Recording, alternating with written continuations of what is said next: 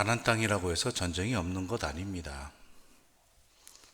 이미 그 땅을 차지하고 있는 민족이 있었기에 전쟁이 있어야 하고, 또한 그곳에 국가를 세워서 국가를 또한 다스릴 때에도, 유지할 때에도 전쟁은 끊임없이 벌어지게 되는 것이지요.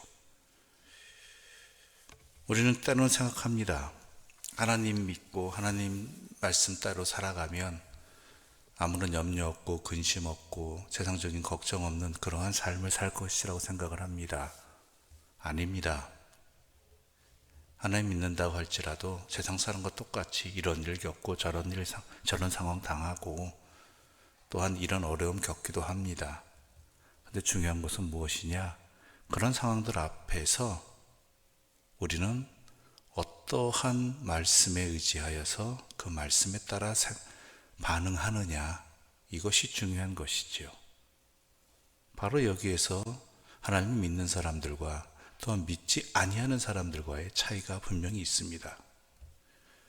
혹시 여러분에게 누가 이야기하기를 어떤 신을 믿으면 어려움도 없고 근심도 없고 또한 병듦도 없고 그렇다고 이야기한다라면 그 사람을 의심하는 것이 맞습니다. 없을 수도 있습니다. 그러나 전혀 없지는 않게 되는 것이고, 중요한 것은 거기에 어떻게 반응하느냐가, 어떻게 대처하느냐가 중요한 것이겠죠. 왜냐하면 우리 하나님께서는 우리의 모든 상황을 아시는 분이고, 또한 그 상황 속에서도 우리에게 길을 열어주시는, 방법을 주시는 그런 하나님이시고, 그 뜻에는, 그 대처 방법에는 하나님의 사랑이 기본으로 깔려 있다라는 것, 우리가 명심해야 된다는 것이죠. 오늘 본문은 전쟁에 관한 이야기입니다. 그런데 이스라엘의 전쟁은, 가나안 땅에서의 이스라엘 전쟁은 분명한 세상의 다른 나라의 전쟁들과 차이가 있습니다. 겉으로 보기엔 똑같은 전쟁입니다. 민족과 민족이 다투는 것이고, 나라와 나라가 갈등을 일으키는 것이고, 국가와 국가가 서로 대립하는 일이지요. 그러나 이스라엘에게 있어서 성경에서 말하는 이스라엘의 전쟁은, 전쟁의 주관자가 그 각각의 상대들이 아니라 하나님이시라는 것을 분명히 밝히고 있다는 것입니다. 이 전쟁은 하나님의 전쟁이라는 것이죠. 하나님께서 우리와 함께 하시고, 하나님이 우리를 위하여 적군과 싸우시고 반드시 구원하실 것이라고 말씀하고 있는 것입니다.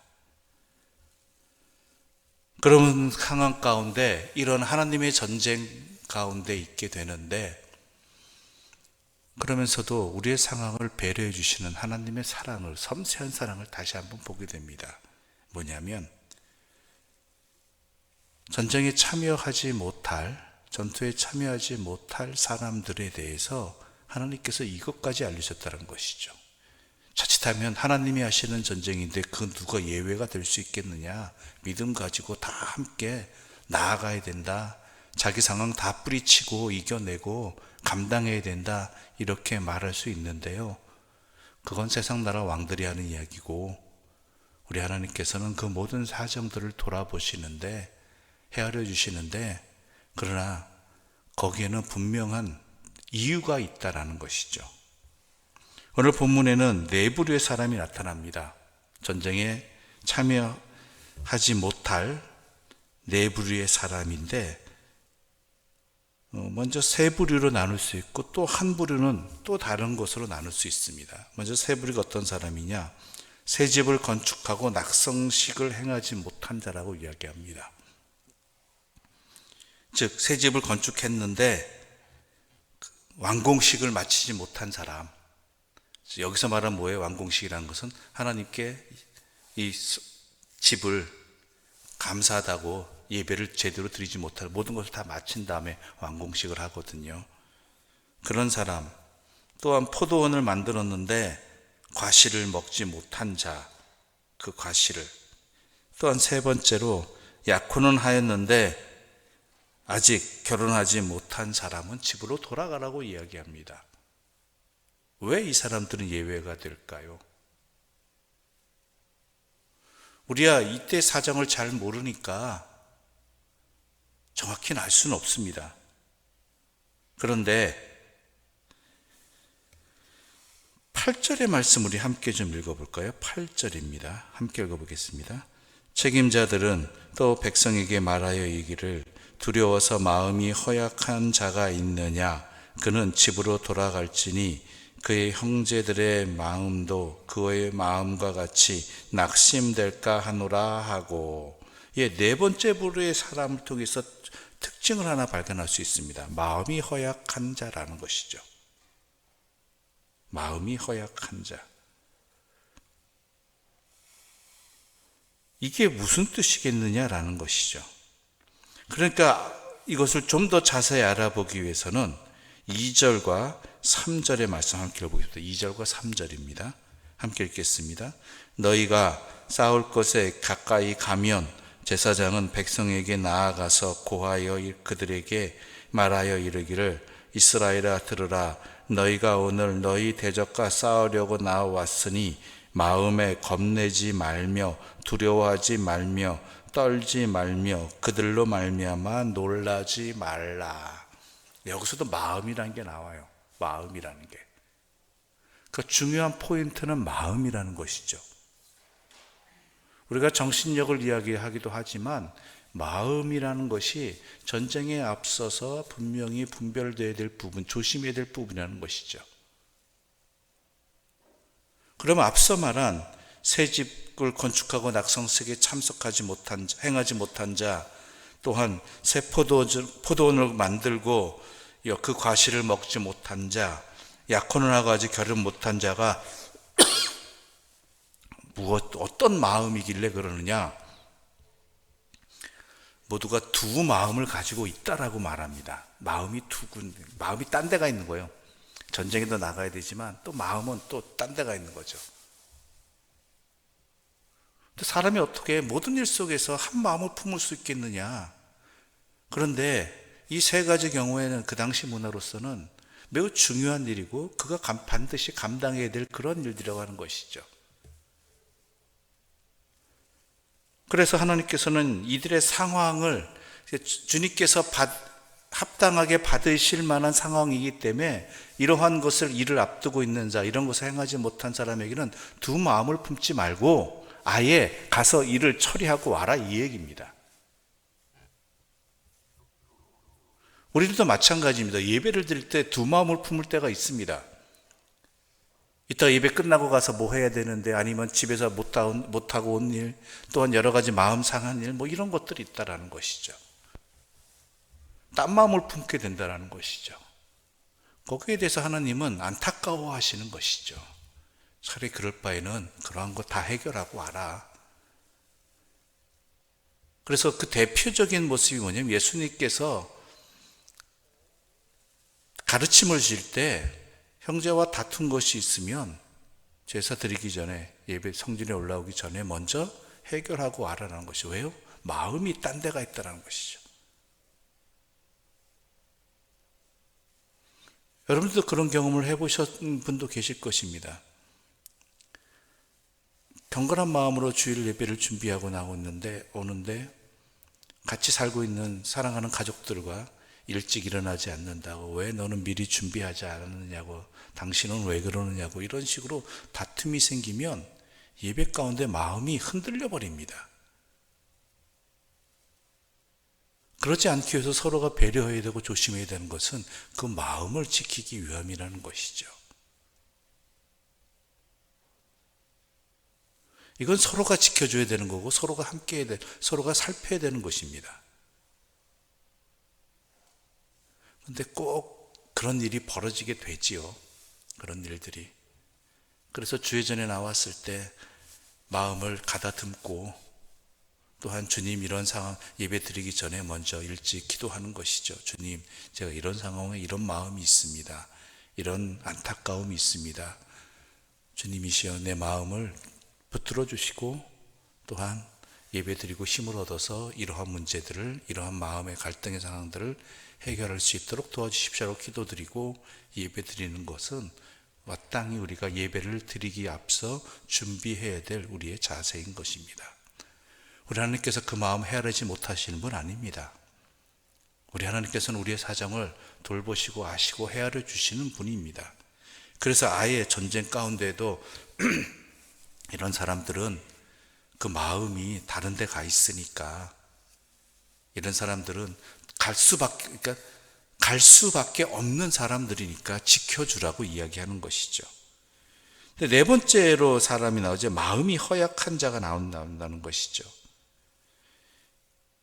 이것은 다른 사람도 아니라 그 마음이 허약한 자를 배려하시는 것이 아니라 그와 함께 전투에 참여할 다른 사람들을 위해서 우리 하나님께서 배려해 주시는 것입니다. 왜냐하면 전쟁은 누구나 두려워합니다. 전투를 앞에 두고 누구나 힘들어합니다. 그것을 이겨내고 전투에 나가는 것이죠. 그런데 겁먹은 사람이 그 안에 함께 있다면은, 마음이 허약한 자가 있다라면 어떤 전투가 벌어서 조금이라도 불리한 상황이 벌어지거나 어떤 일들이 일어났을 때 그 전체를 망가뜨리는, 그 사람 때문에 다른 사람들이 피해를 입게 되는, 마음이 흔들려 버리는 그러한 요인이 되어지기 때문이라는 것이죠. 그래서 하나님께서는 이러한 자들은 또한 백성들에게 말하여서 전투 중에 너희 나가라 라고 이야기하는 것이죠.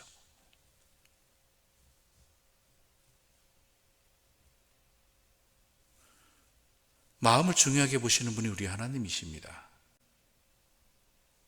그래서 기드온의 300용사도 그렇게 선출된 것이죠. 많고 적음의 문제가 아닙니다. 그의 마음이 하나님께 온전히 가 있느냐, 또한 그 중심이 붙들렸느냐가 중요한 것이죠. 두 마음을 품지 않는 것. 우리도 마찬가지입니다. 우리가 삶을 살아가면서 항상 오직 하나님만 바라봐야 되고 하나님만 믿고 의지해야 되는 것이죠. 그런데 항상 두 마음을 품게 되기 마련입니다. 그런데 그것들이 또한 하나님 앞에 나와 예배드리는 그 자리에서도 두 마음을 품고, 아니 온전히 하나님을 향한 마음을 지키지 못한 사람들이 의외로 많다라는 것이죠. 그저 시간 때우기, 시간 지키기, 그것으로 내 할 일은 다 했다라고 그렇게 스스로 착각하는 자들이 되기 쉽기 마련입니다. 그런데요, 아무리 책상 모래 오래 붙어 있다 할지라도요, 마음이 콩밭에 가 있고 산에 가 있으면 공부한 것 아무 소용없습니다. 온전히 집중하여서 그 시간을 거기에 마음이 집중되어 있느냐, 모든 것이 집중되어 있느냐, 이것이 중요한 것이죠. 산만한 사람은 계속 산만합니다. 흔들리는 사람은 계속 흔들립니다. 왜인지 아십니까? 우리에게 그것은 훈련이 필요하기 때문입니다. 무엇보다도 하나님을 향한 사랑의 마음이 우리에게 굳건히 잡히지 않아서입니다. 사랑이 깊을 때에는 상대방을 향해서 시선을 떼지 않습니다. 마음이 그 안에 붙들려 있습니다. 그러나 사랑이 식어갈 때에는, 만남이 습관화될 때에는 그 사람에게 온전히 집중되지 못하고, 또한 때로는 그 사람과 함께 있는 시간이 의무적으로 그냥 지켜지는 시간들이 되어버리기도 합니다. 그러지 않아야 되는 것입니다. 내 마음을 온전히 주님께 향하는 그 훈련들이 우리에게 있어야 되고, 그 중심이 우리에게 있어야 되고, 또한 그것을 흔들기 위해서 사탄이 모략하고 또한 우리를 방해하는 것들을 이겨낼 수 있는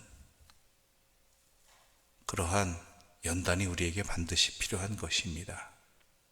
그래서 마음을 지키고 중심을 지켜서 온전히 여호와 하나님만 바라보는 그 예배의 자리가 우리의 삶에도 이어지는 기쁨을 누리시고 확신을 누리시고 복을 누리시는 하나님의 백성들 되시기를 간절히 소망합니다. 기도드리겠습니다. 하나님 아버지, 감사합니다. 일상을 살아가다 보면 이런 일 저런 일 겪습니다. 그 중에 큰 어려움 가운데 하나가 전쟁입니다. 그 전쟁에 나아가는 사람들을 향해 주님께서는 마음을 지키라라고 분명히 말씀하셨습니다. 그 마음이 흔들리는 자들, 흔들릴 수밖에 없는 자들은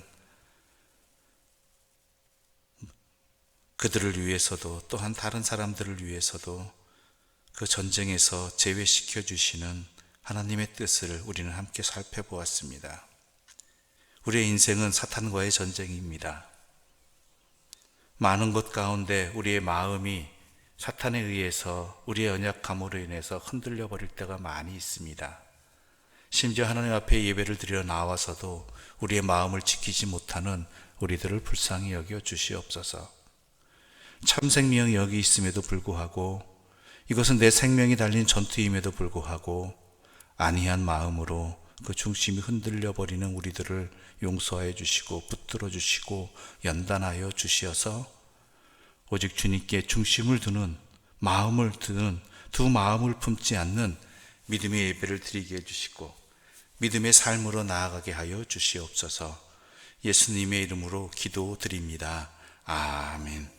하늘에 계신 우리 아버지의 이름을 거룩하게 하시며 아버지의 나라가 오게 하시며 아버지의 뜻이 하늘에서와 같이 땅에서도 이루어지게 하소서. 오늘 우리에게 일용할 양식을 주시고 우리가 우리에게 잘못한 사람을 용서하여 준 것 같이 우리 죄를 용서하여 주시고 우리를 시험에 빠지지 않게 하시고 악에서 구하소서. 나라와 권능과 영광이 영원히 아버지의 것입니다.